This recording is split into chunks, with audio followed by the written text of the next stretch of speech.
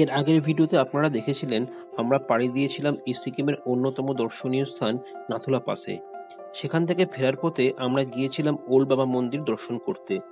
ভারতীয় সৈন্যদের থেকে নাথুলা বীর হিসাবে সম্মানিত ক্যাপ্টেন বাবা হরভজন সিং এর স্মরণে এই মন্দির নির্মাণ করা হয়।